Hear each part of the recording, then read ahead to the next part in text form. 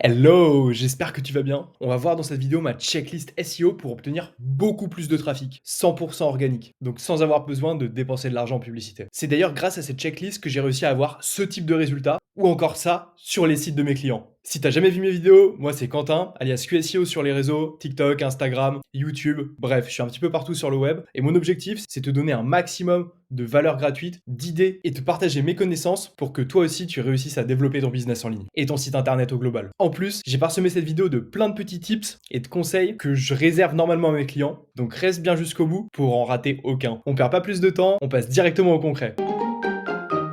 Et le premier tips de cette vidéo, il est totalement logique. Optimiser ton contenu pour le mot-clé que tu vises. Donc là, on va prendre l'exemple de activité Paris gratuit. Et tu vois, le site sur lequel j'ai rédigé à l'époque l'article est toujours deuxième. On va voir les différentes raisons qui permettent à ce contenu de se positionner sur ce mot-clé. D'ailleurs, juste pour que tu te rendes bien compte, ce mot-clé, c'est quand même 1600 de volume de recherche tous les mois. Il est un petit peu concurrentiel et du coup, il y a pas mal de questions qui sont directement liées. Et tu t'en doutes, activité Paris gratuite a la possibilité de mettre en avant beaucoup d'affiliations, etc. Donc, techniquement, de générer des revenus aussi. Et ce qu'on voit bien, c'est que directement dans la SERP, on n'a que faire à Paris gratuitement. Et on va avoir dans le title activité sortie avec un chiffre 19, donc ça fait beaucoup, tu sais que tu vas avoir beaucoup de contenu. Et après, on va avoir déjà des idées, donc musée gratuit, musée du Louvre, non, non, non, non, non, non. On va avoir les avis, donc qui permettent aussi de donner un petit peu de peps et de pertinence, d'expertise et un côté un peu legit. Et donc, tu as un CTR qui est plutôt pas mal. Par contre, on voit bien que le meta title, il n'est pas du tout basé sur activité Paris gratuit. Donc, c'est potentiellement une bonne technique pour encore plus améliorer ce contenu-là, pour vraiment lui permettre de se positionner sur ce mot-clé-là. Après, c'est peut-être pas ce mot-clé-là qu'on visait à l'époque, c'était peut-être que faire à Paris gratuitement. Et tu vois, c'est aussi un mot-clé très recherché, que faire à Paris gratuitement, 1600. Et tu vois, sur celui-ci, le contenu est moins bien positionné. C'est pour ça qu'en fait, on devait viser ce mot-clé-là, mais on est quand même positionné sur activité Paris gratuit. Et comme c'est des mots-clés qui sont très proches sémantiquement, bah en fait, on va faire qu'une seule page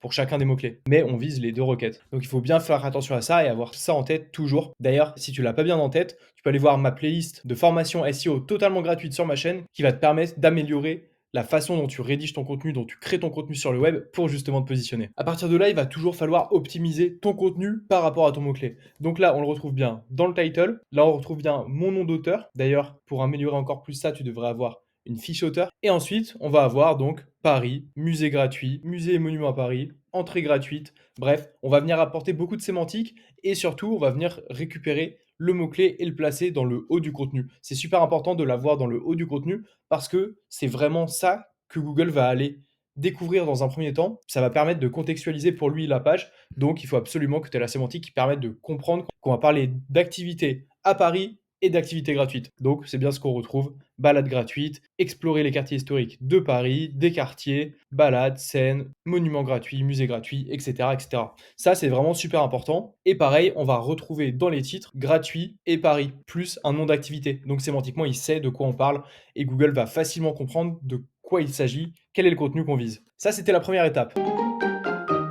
En seconde étape, il faut absolument que ton contenu soit facilement accessible pour n'importe quel utilisateur. Et aujourd'hui, tu dois le savoir, les utilisateurs font la plupart de leurs recherches sur leur mobile. Donc on va toujours venir utiliser la petite extension de Lighthouse. Donc Lighthouse qui permet d'analyser techniquement est-ce que le site est accessible facilement pour Google et pour les utilisateurs. Ce qui fait qu'on arrive sur cette page-là et on voit bien que le SEO est plutôt bon, bonne pratique, c'est pas trop mal, accessibilité, c'est pas mal, mais par contre performance, c'est très faible. Et en fait, le temps de chargement est trop élevé. C'est d'ailleurs peut-être pour ça que sur la requête que faire à Paris gratuitement, on est classé si bas et que sur la requête activité à Paris, on n'est pas premier mais bien deuxième. Parce que les autres sites doivent être meilleurs sur cette partie-là, sur cet aspect purement technique, accessibilité mobile. Sachant que c'est un article que j'avais rédigé en 2021. Donc il va falloir venir améliorer cette partie-là et en améliorant, c'est sûr et certain qu'on devrait gagner à minima une ou deux positions et donc forcément du trafic organique. La troisième étape, elle revient à vérifier qu'on n'a aucune problématique sur le site web qui va venir réduire sa qualité aux yeux de Google. Et pour ça, il suffit dans ta Search Console de te rendre dans Pages et de voir les pages non indexées. C'est possible que tu aies des pages non indexées qui soient légitimes. Typiquement, des pages sur lesquelles tu as indiqué à Google qu'elles devaient être exclues par la balise non index. Par contre, des pages avec redirection, c'est jamais très bon parce que ça veut dire des pages qui ont changé, etc. Donc potentiellement que tu perds un petit peu de jus SEO. Après, à toi de voir si elle mérite plus du tout d'exister et de faire des redirections, c'est peut-être logique et légitime. Par contre, les pages 404, les pages explorées actuellement non indexées et détectées actuellement non indexées, ça, c'est des problématiques qu'il faut absolument résoudre.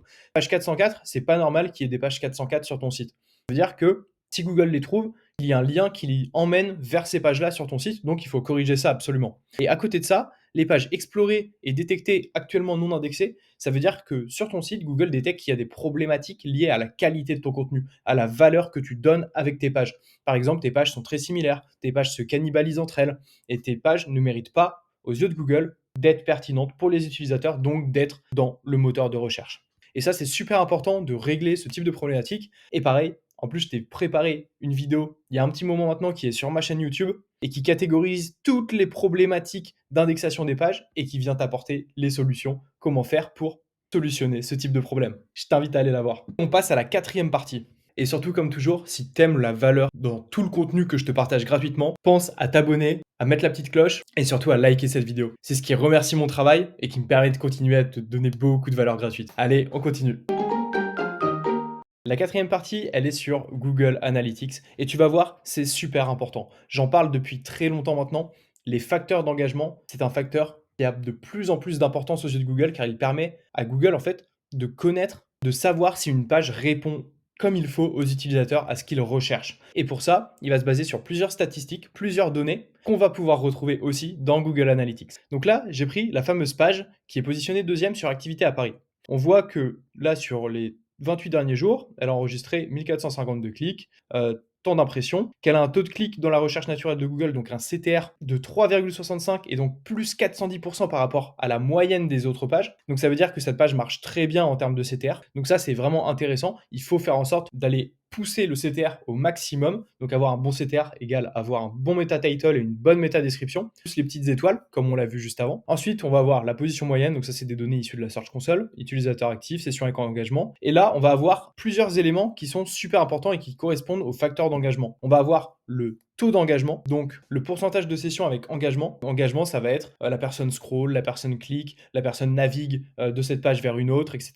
Et donc, il y a 60% des personnes qui vont s'engager avec le contenu, et ça, c'est un très bon chiffre. Et tu vois, on est à plus 18% par rapport à la moyenne des autres pages. Et ensuite, on va avoir un taux de rebond moins 18% par rapport à la moyenne des autres pages. Et ça, c'est important. Plus ton taux de rebond est élevé, plus ça veut dire que les personnes qui arrivent sur ta page, en fait, elles quittent la page derrière, directement. Et ça, c'est un red flag pour Google. Parce que ça veut dire que quand la personne est arrivée depuis un mot-clé comme activité à Paris gratuit et qu'elle arrive sur ta page, en fait, si elle quitte ta page directement, ça veut dire que tu n'as pas réussi à capter son attention et à faire en sorte qu'elle navigue vers une autre page, qu'elle interagisse avec la tienne, etc. Donc, elle a quitté. Et ça, en fait, Google, quand il le comprend, il se dit, le contenu, il n'était pas pertinent pour ce mot-clé, donc je vais venir réduire son référencement, je vais le positionner en 3e, 4e, 10e place au lieu de la 2e place. Donc c'est super important de faire en sorte d'améliorer ton taux de rebond et le faire diminuer au maximum. Un taux de rebond à 10%, c'est incroyable parce que ça veut dire que tu as une personne sur 10 qui quitte ta page directement. Mais par contre, tu as 9 personnes sur 10 qui restent, qui interagissent, qui naviguent sur ton site, etc. Et donc plus tu les captes, plus Google comprend que c'est pertinent pour les utilisateurs et à partir de là, il va venir mieux te positionner, mieux te référencer. Et donc, on a la même chose avec la durée d'engagement. La durée d'engagement, là, on voit bien qu'on est à plus 17% par rapport aux autres pages et donc on arrive à capter les gens pendant plus d'une minute sur la page et donc sur le site au global, leur session, elle est plus longue d'une minute. Et enfin, ce qui est intéressant, c'est de suivre certains types d'engagement. Par exemple, le scroll. Combien de personnes ont scrollé sur cette page, donc ont découvert le bas de ton contenu et ont lu en fait toute ta page, tout ton article. Et là, on est à 458 personnes, donc quasiment un tiers de la totalité des gens. Et ça, c'est plutôt assez intéressant aussi parce que c'est des facteurs d'engagement, encore une fois, et ça montre qu'il se passe des choses sur ta page et que les utilisateurs, ils n'arrivent pas, ils quittent pas directement. Et ça, Google, encore une fois, il le prend en compte pour venir positionner au fur et à mesure un site. Et je ne l'ai pas assez appuyé, mais le facteur de CTR, vous voyez juste ici, le taux de clic, plus il est élevé sur les mots-clés, plus en fait ça va venir améliorer ton référencement. C'est pour ça qu'il y a des techniques qu'on appelle black hat, que tu peux voir sur d'autres chaînes SEO, qui visent à créer des petites missions où ils vont aller demander à plein de gens d'aller taper un mot-clé et d'aller cliquer sur le résultat. Par exemple, moi, sur que faire à Paris gratuitement, on a vu tout à l'heure que j'étais en 6e position avec mon contenu. En fait, je pourrais demander à plein de gens un peu partout en France de faire en sorte de taper que faire à Paris gratuitement, de scroller la page de Google et d'aller cliquer que sur mon résultat. Ensuite, d'interagir un petit peu pour duper les facteurs d'engagement. Et en fait, en faisant ça, ça va améliorer énormément le référencement de ma page. Et je pourrais passer de 6e à 2e très facilement. Ça, c'était un bon tips. Et je t'invite à faire attention dans son utilisation, en tout cas pour la manipulation de CTR, et cetera. Il faut pas y aller en mode bourrin, il faut y aller progressivement, mais par contre, c'est des très bons facteurs pour venir améliorer ton engagement et donc ton référencement à terme.